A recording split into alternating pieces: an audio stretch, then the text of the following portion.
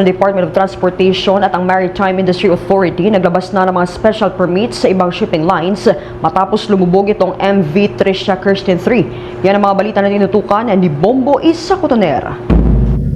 Paigtingin ng Maritime Industry Authority o Marina ang safety at compliance audit sa mga pampasaherong barko matapos ang paglubog ng MV Tricia Kirsten 3 ng Allison Shipping Line sa Basilan. Ayon kay Maritime Industry Authority spokesperson, Director Luisito de los Santos, magpapatupad ang ahensya ng isang risk-based at sustainable auditing system gamit ang mga scoring matrix upang masuri ang risk level ng bawat barko.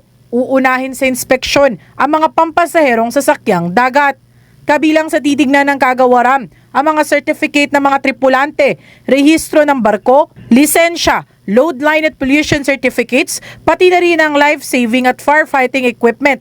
Susuriin din kung sapat ang kakayahan at training ng mga crew sa mga safety procedure. Sa part po ng enforcement service sa Marina, we would like to come up with a policy that is sustainable, hindi lang po a band-aid solution.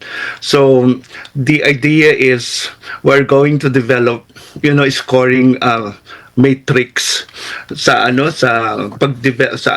pag-assess po ng risk level ng ating mga barko. So this will be on a per vessel basis. Uunahin po natin, of course, yung mga passenger ships. May point system po dito na dapat yung mga operators alam po nila na i-assess din ang risk level ng kanilang barko. Because with the few people that we have in Marina,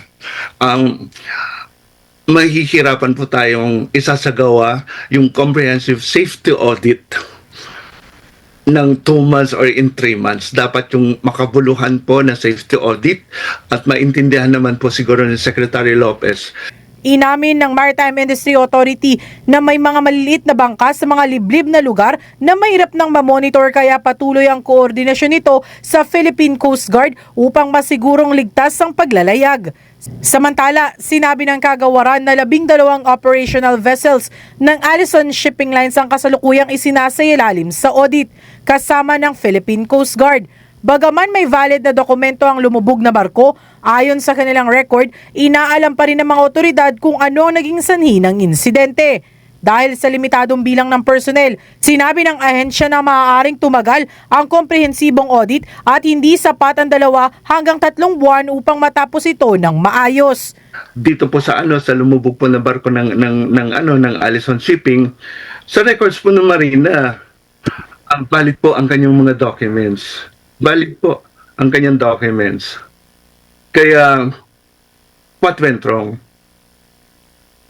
Yan po yung titignan natin. Tapos yung mga vessels po natin,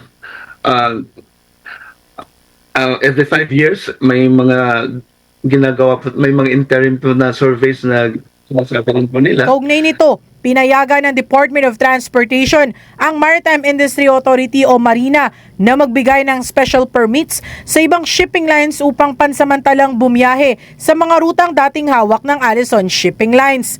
Ito ay matapos suspindihin ang operasyon ng Allison kasunod ng paglubog ng MV Tricia Kirsten 3.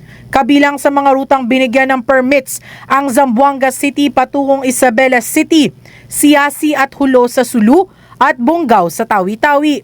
Kasama rin ang mga rutang Pulawan, Dapitan City, Dumaguete City, Siquijor o Larena. Inaasahan ding mabibigyan ng permit ang rutang Zamboanga papuntang Lamitan City at pabalik. Samantala, tiniyak ng Philippine Coast Guard na handa silang magbigay ng libreng sakay sa mga pasahero sakaling kulangin ng mga commercial vessels. Mula sa lungsod ng Maynila, ito si Bombo Isa Cotoner and this is Bombo Radio Philippines, the #1 and most trusted source of news and information. Basta Radio Bombo. For the most trusted source of news and information, visit our website at www.bomboradio.com. Follow us on Bombo Radio mobile app, Facebook, YouTube, TikTok, and X, formerly Twitter. Like, share, and stay connected. Anytime, anywhere.